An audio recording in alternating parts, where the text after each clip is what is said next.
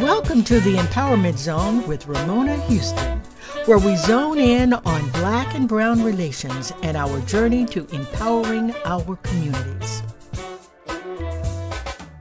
Thank you for joining the Empowerment Zone. I am your host, Ramona Houston.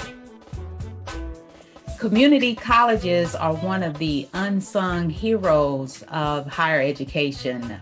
They do so much to educate people of color, to educate non-traditional students, to educate people from working class and backgrounds. And so we're very happy that we're going to talk about the value of community colleges today. And one of the things that we saw during the Obama administration is this emphasis on the value of community colleges and really putting more emphasis and investment in community colleges. And so we hope that that will continue, and we expect that that will continue under the Biden administration. Welcome to the Empowerment Zone. I am your host, Ramona Houston, and today we're going to talk all about community colleges, but specifically, we're going to talk about the impact of COVID on community colleges. We're going to talk about the challenges as well as the opportunities. And our guest today is Michael Neal. Michael Neal is a longtime friend. As you all know, I am from a small town of Brownwood, Texas, and Michael Neal is from there too. But he's doing big things now up in Memphis and on his way to Kansas City. So I just can't wait to hear all about his work in community colleges. Michael Neal recently joined Johnson County Community College as Executive VP, woohoo, and Chief Operating Officer. In that role, he has responsibility for the management of the college's operating budget, a management budget, and the administration of institutional fiscal and support areas, including business services, campus services, financial services, information services, legal affairs, and facilities. Prior to joining JCCC, Mike served as Vice President, Finance and Administration at Southwest Tennessee Community College. STCC is the second largest higher educational institution in the Memphis metropolitan area, serving over 10,000 students with 1,000 employees. In Mike's role of VP F&A, he had P&L responsibility for $110 million in annual revenue and led a division of 200 plus employees that encompassed finance, contracts, strategic sourcing, budget, and financial planning, HR, IT, physical plant, public safety, auxiliary services, risk management, and business continuity. He also has experience as an entrepreneur and in finance in the private sector. Neal earned a Bachelor of Business Administration with a finance concentration and a Master's of Arts in Economics from the University of Memphis, and was deeply involved in civic causes in Memphis. Welcome, Michael Neal. Thank you so very much. Thank you for that introduction. That was very nice and very kind of you. I'm so happy to be here. So happy to see a good friend, and looking forward to having a conversation about a topic that is near and dear to my heart. So I am looking forward to this. Thank you for the opportunity. Well, thank you for accepting my invitation. It's great to see a small town guy like you doing big things in the city. Okay. Thank you very much. So I'm so happy that you're here. But before we get started on the topic of community colleges, why don't you tell our audience a little bit about yourself and your background? Yeah, absolutely. I think, in terms of, you summarized it well. For the last 4 years, I've been in the community college arena. Most recently, I was vice president at finance administration at Southwest Tennessee Community College. And Southwest is in Memphis. And so we're a large urban institution. We serve a very large urban area. So I've had a great opportunity for the last 4 years to get an in-depth indoctrination to the role that community colleges play and the importance of community colleges, especially in large metropolitan urban areas, and how they impact the lives of students and the community in and of itself. And so, over the last 4 years, I've just got a very good understanding of what it means to be a community college, what the role is, and how empowering it can be. Community colleges, as you said, Ramona, is a great step and opportunity, and typically first generation students, a lot of them go to community colleges. And so it's an opening door for many on a path to greater economic opportunities in later life. And so just being involved with that over the last 4 years, as an executive at a large urban institution has been very opening for me, someone who spent their entire career in the private sector. You mentioned I'm leaving the Memphis area. I've been here for a long time. I won't say how long, but for a very long time. And I'll be going to the Kansas City, Missouri metropolitan area. Actually, I will be on the Kansas side of that border in Overland Park at a school called Johnson County Community College. Very much looking forward to go there. It is also a large institution, serving a large metropolitan area, providing services to a large student base. And so I'm looking very much forward to that opportunity. Prior to my foray into community colleges, I was an entrepreneur. I ran my own company for a while. That was a passion of mine and something I did after I spent, basically most of my career at FedEx. In various different roles there. So I did transition to higher education. It's been one that's been very successful and very beneficial to me, just growing as an individual and knowing more about the roles of community college has been also a profession. It's been very good for me as well. So that's a little bit about my background and kind of where I am right now. So what took you from the private sector to higher education, That is a specifically in in the area of community colleges? That is a great question. It was by happenstance, and I'll tell you what happened. So I left FedEx and started my own company. It was a online to offline version. It was a Costco, basically an online version of Costco. So that's what the idea was. And raising money for a new business can be tough. And, I struggled to raise the kind of capital I needed to raise, and so at a certain point, it became clear to me that that business was not going to be successful. And there was an opportunity at Southwest. I happened to have served with somebody who was working at Southwest on a board previously at the University of Memphis when I was doing a lot of work, volunteer work. And the opportunity came up.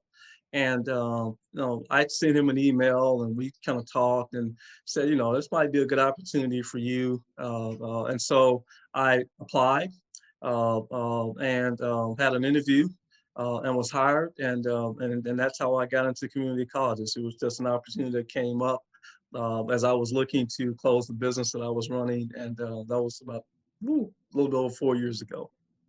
Wow. Wow. And so now you're on your way to Kansas City. So Yes. all of our Kansas City listeners, Yes. y'all need to welcome my friend Michael Neal with open arms and Absolutely. get him in the community. Get him. You just heard him say he's a volunteer. So get him Yes, volunteering absolutely. and serving the community. Yes. So Without a doubt, you can bank on it. To my friends, soon to be friends in the Kansas City, Missouri metropolitan area, to the folks in Overland Park, to the folks in Johnson County, Kansas, I look forward to being very active in the community as I was here in the Memphis metropolitan area for 3 decades. I look forward to doing likewise, there once I get there here in the not too distant future.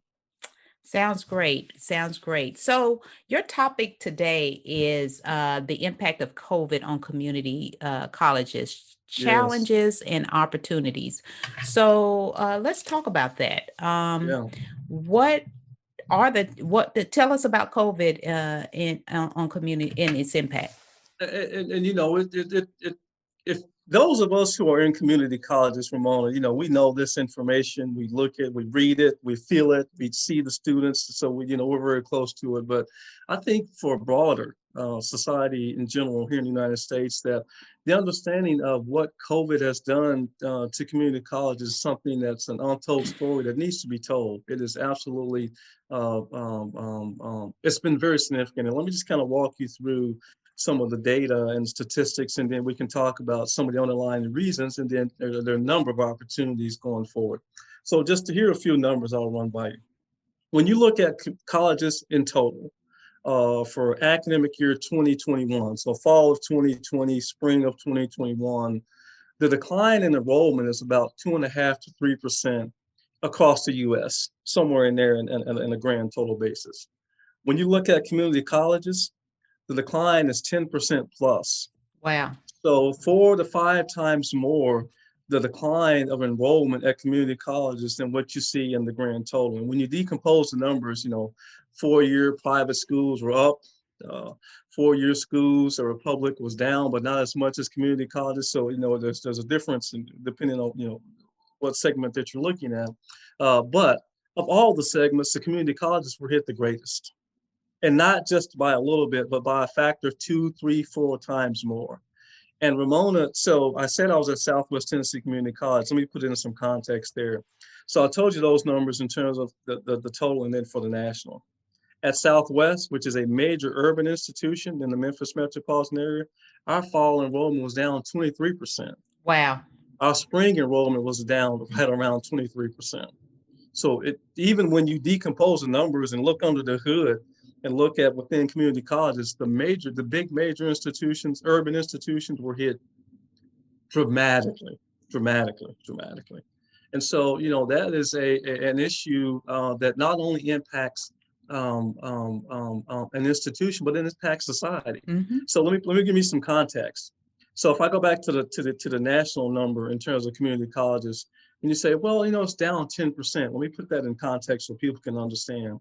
That's 400 to 500,000 students Mm-hmm. that was once, this time, a year ago, that was getting a college education and moving forward onto something hopefully better in life, opportunities that are not enrolled now.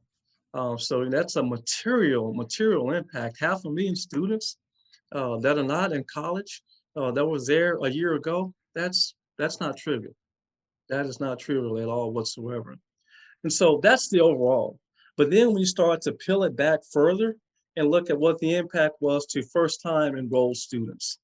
So when the overall number was 10% plus for community colleges. When you look at students who are first time coming to college, many of those are in that 18 to 24, 25 demographic for sure. That number was down 21%. Whoa. 1/5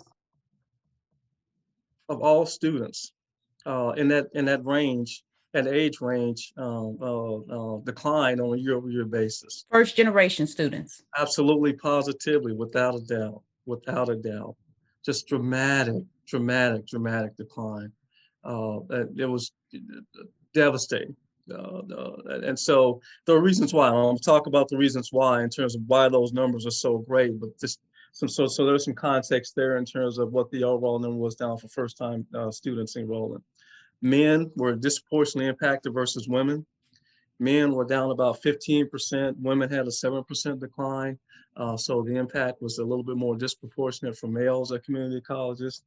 And then when you look at Black, Hispanic, and Native Americans, those numbers were down 28 to 29%, more than a quarter.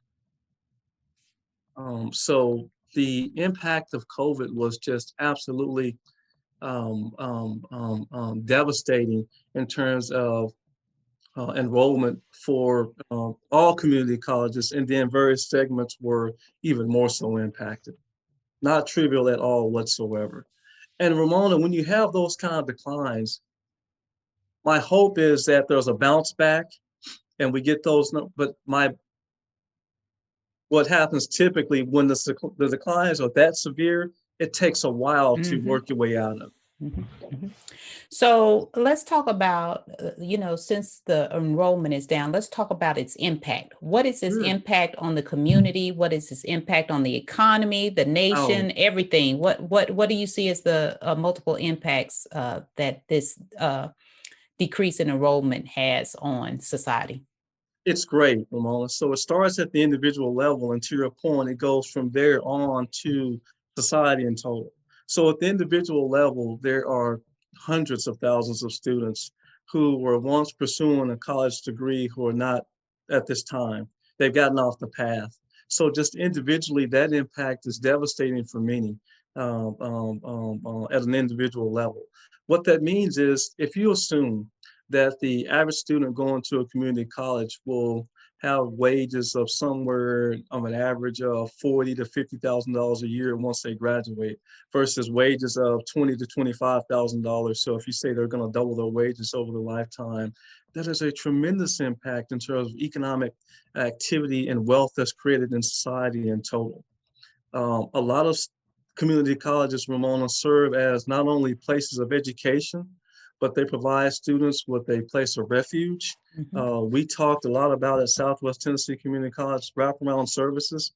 So many of the students that come to Southwest get support not only in terms of maybe financial aid, Pell, or scholarship, but also help with utility bills, childcare services, certainly mental health services, all those things.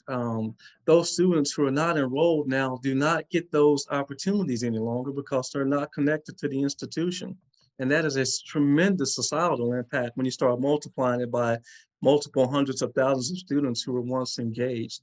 And then just for the economy in total, Dr. Houston, going forward and what that means when you have that type of dramatic impact in a single year that's probably going to take some time to work your way out of. Just overall economic growth is would be somewhat less than it would be had those people been engaged and involved and stayed on the path towards getting some kind of certificate or college degree. So, thank you for explaining the impacts that it has not in both on both the individual and on society. So, we've talked about the challenges. So, tell us, what are the solutions? What are the opportunities? Because, as you know, with every challenge, there's an opportunity. So, what's the Absolutely, opportunities positively, that my exist friend. here? And that's the good news. That's the good news. There are so many opportunities that exist out there. Let me start with the first one. The funding for CARES, the first, second, and third round of CARES, within those funding, Ramona, all of that has something called Higher Education Relief Funds. We refer to it as HERF funding in our role. That HERF funding, Ramona, was in phase one. It was in phase two. It's also in phase three. Mm. In that funding, Ramona, there are dollars that are available to students who are enrolled. So for those students who want to re-enroll, there's a way to use that, and some of those funds can be used to pay off past debts, which is a great opportunity for students who may want to come back who have debts that they need to pay off. That's a great source. Some of that funding is not only directly from the government in terms of two students in our pocket, but in the HER funding, some was allocated to colleges themselves, and the colleges have an opportunity to add more funding to students, and many of them are. Mm. Johnson County is, Southwest is as well. So there's additional funding that's going to come there as well. So the first thing I would say is for all students that are out there, this is a great opportunity. If you're thinking about summer school or fall of 2021, with all the HER funding that exists out there, please take advantage of that. That is a tremendous opportunity for students, and by all means, this is a great time. If you want to get back to it, please take advantage of that. It's a great opportunity.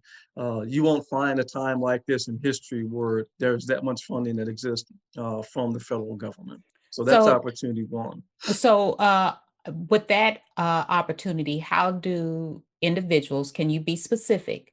How do Sure. they tap into the HER funding? Do they have to go through their institution? Do they do Absolutely. FAFSA? I mean, what is it that they use to go to get the Yeah. funds? No, that's a great question. The most easiest and successful way is work through your institution. Okay. Work through the student affairs organizations, work through them, get back, re-enroll. work with the financial aid office. There are a tremendous amount of dollars that are available, but go to your local institution. I would suggest go to a community college, but if you want to go to a four-year institution as well, go somewhere. But those dollars exist. And so by all means, if you were engaged or if you were not engaged and you didn't enroll at all whatsoever, but you had a college that you had in mind, get in contact with them.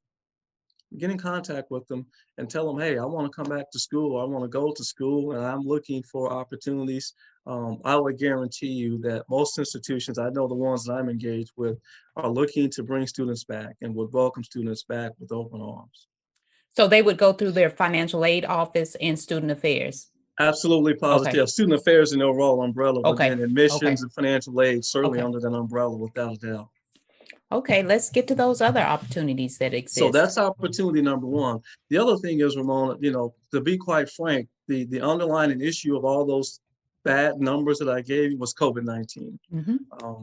That was the underlying cause. The COVID-19 has been devastating.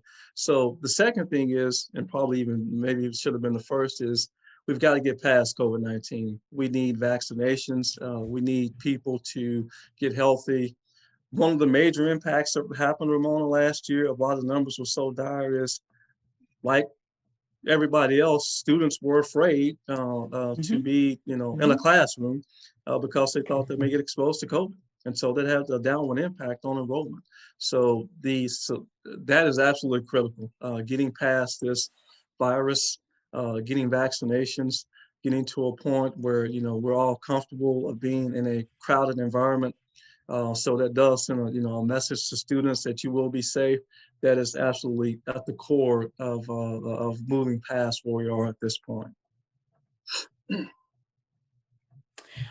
Great recommendation, because a lot of people who are attending community colleges live in multi-generational households.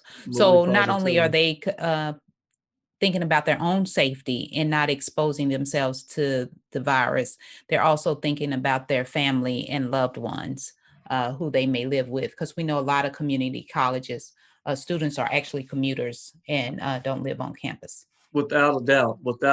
And most community colleges are commuter schools. And to your point, they are thinking, they're young and healthy for the most part. And community colleges serve a wide swath, so I don't want to, just pigeonhole into that. But many of them are thinking broader than just themselves. To your point, so there's a reason, there's an understanding why.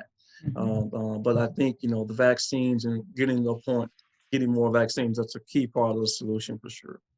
So are there any other opportunities you'd like to share with our audience? I think there are two more. I think, this year, Ramona, so going back to what I talked about in the context of the funding, but if you look broader in the economy, I looked at the interview this past Sunday on 60 Minutes with the chairman of the Federal Reserve.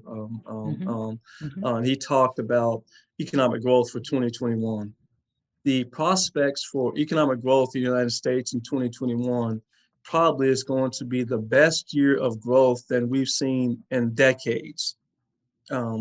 With that broader economic growth, with the economy getting better, with reopenings and all of that, there should be hopefully more improved job opportunities for everyone, and more opportunities to earn an income, and more opportunities for people to get back on their feet. It was severely impacted by COVID-19 with the shutdowns that we have to do to be safe. So those opportunities of employment as the economy reopens and as people get greater opportunities to be employed, I would encourage everyone to take advantage of that. And this is a great time to do that as things get back to reopening. The president's talked a great deal about targeting, the 4th of July, and Independence Day, and, being more able to do things that we would traditionally do. I hope that does come to fruition. And if it does, that should create greater economic opportunities for growth and job opportunities. Great. And the last opportunity, you said you The had last one more. opportunity is support from friends and family, people like you and I.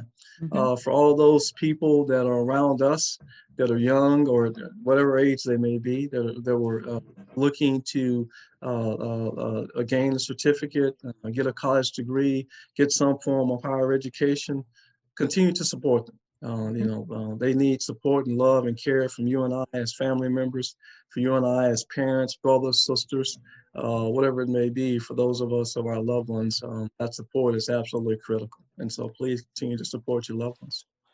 Totally agree with you on that. None of us, it's me and you, we couldn't have finished college had it not been for the support of family and friends. Absolutely, positively, my friend. And a great deal of gratitude to a big brother of mine who kind of put me on the straight and narrow. So thank you.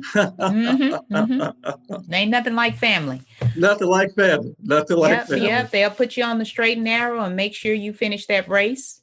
Absolutely. And so all of you family members out there, if you've got a loved one in college, you need to do what you need to do in order to support them. That could be sending them money. That could be sending them that care package. That Absolutely. could be calling them and giving them some encouragement. Absolutely. That could be sending a ticket home for them to go home for the holidays or just go home for the weekend. You got to roll. You got to roll. I know when I was finishing up my doctorate degree, and nobody knew the state of mind I was in at this point in time, but I was really stressed out and stuff. I had a cousin to call me. This is the last semester, of my graduate career. And I had a cousin to call me and say, "When is your graduation?" Just that statement. Oh, let me get myself together. She didn't know what she was saying to me at the time, but she was just calling me, "When's your graduation?" Right. She wanted to put it on the calendar, right? Right. I understand. So you don't know how much of an impact you can make on students. So make sure you support your family members and friends who are attending college, and make sure you provide them with the support they need. Absolutely. And I'll tell you, for me, Ramona, sometimes it can be as just as simple as modeling behavior. When I moved to Memphis as a teenager and got around a brother that I saw the brother I'm talking about, he's an undergraduate from Dartmouth and a graduate from Columbia, extraordinarily smart young man.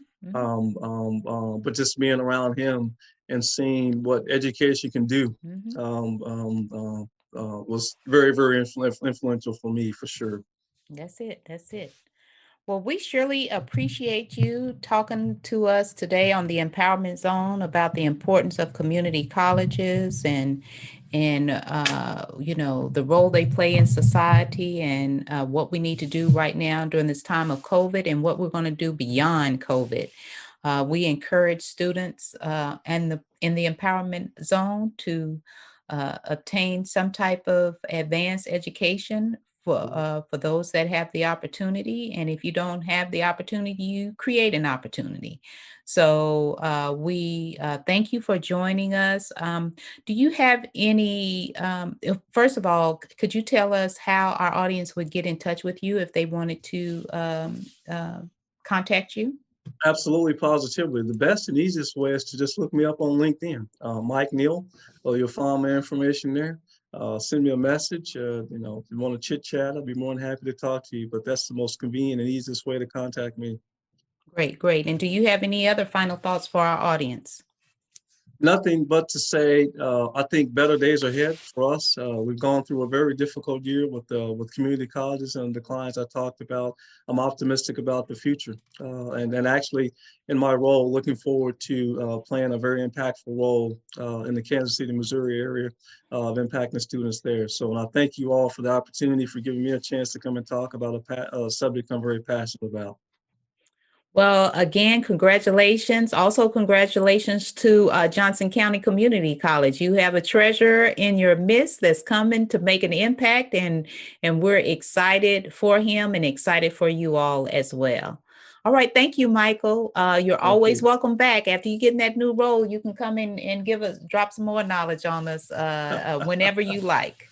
Thank you so much. Appreciate it greatly. Thank you. All right. Hi, we have Michael Neal here today, and he's going to give us a strategy for college success. So first, Michael, can you tell us what colleges or college did you attend? What were your majors? And then what is that strategy you have for students to ensure that they're successful in college? Yes. Well, I attended two colleges. I started out in a college in the little small town in which I grew up in.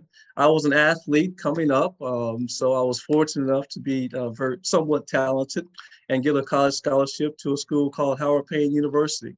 I went there, and it's interesting, Ramona. You asked me about my major. This is a great story. So if you give me just a second to talk Mm-hmm. about it, Mm-hmm. I'm I got a scholarship to Howard Payne, and the summer of my year in which I graduate from high school going into college, I'm at my sister's house, probably a month or so prior to enrollment, going to Howard Payne, and she's talking with me. You're going to college, and she said, "What's your major?" And major, Mavis, major. This is a stepping stone for me. I don't care what I major in. I'm not gonna be there long anyway. So I'm going to the NBA. So maybe to the Olympics in a few years. So I'll major in anything. She says, "Well, if they ask you, just tell them accounting." And so that's how we ended the conversation. I go to Howard Payne. We enroll. Hey, Mike, what's your major? My sister said, put me in accounting. So they signed me up for accounting. Next thing I know, I'm in business classes, taking accounting and all that. And so that's how I got started. I left Howard Payne and moved to Memphis not too long after that. Changed my major from accounting and went to finance. Got an undergraduate finance at the University of Memphis and a graduate degree in economics. So those were my majors and the institutions. And it's funny how I got started. So what is your advice? My advice is flexibility, especially in today's for students. You need to be flexible. Learning modalities are much different today than they were when you and I were going to school, Ramona. A lot of it's online or hybrid. A lot of it's different. Technology is at the core of learning. There are probably more additional hurdles that you have to deal with. Just society demands, the demands of social media for young people, I know can be tough, but be flexible. Be willing to do what you need to do to work through. There will be challenges. I'll tell you this: as you go through your education, just as in life, there will be challenges. And I remember saying that a coach used to tell me that was very influential when I was a teenager. He would say, Mike, two things he would say. One would say is, what you're doing now, you'll be doing for the rest of your life. And when he first told me that, I didn't appreciate what he meant. But he was talking about, dealing with the current situations and how you handle things and go through things. If you have a behavior in a way to make it through these challenges and you figure out these things now, you've built the model because you're going to have challenges through life. And so, that was one of the sayings. And the other thing was that, hey, you're 17, 18 years old. You don't have any real challenges. There'll be more to come in life. Kids, family, jobs, a spouse, whatever it may be. A loss of a loved one, like a parent, be challenges that come through life. And so, find mechanisms and ways to deal with them and, kind of model the behavior that you want. And I certainly would encourage students to do that. And I would say, hey, at the end of the day, when you're successful at obtaining an education, for me, it has been the greatest single thing I've ever done in terms of accomplishments and then providing opportunities for me professionally and economically for my entire career. I've been very fortunate, but at the core of that has been the opportunity to get a higher education degree. Well, thank you so much for those strategies with that little story that you started off with. I thought you were going to talk about how to choose a major. So I'm not the person to ask for that. Ask your sister. So students, you hear those strategies. Be flexible when you get to campus in terms of your learning. Find ways, establish ways while you're in college to learn how to manage life. Because how you approach your challenges while you're in college is really going to create your life habits, I guess you can say. And you want to be proactive and not always reactive and learn how to manage it in style and in grace, as Michael stated, because you're going to have challenges throughout your life. And lastly, he said, if you have the opportunity, make sure you try to complete your education, that it is very much an opportunity. So thank you so much, Michael, Neal. We appreciate those strategies for college success. Thank you. A special thank you to the incredible team of the Empowerment Zone. Terry Gully, theme song. NADWorks, digital support, and of course, our featured guest. If you enjoyed my podcast, please subscribe. We are on all of your favorite podcast platforms. Be sure to rate us on Apple Podcasts too. Thank you for your continued support.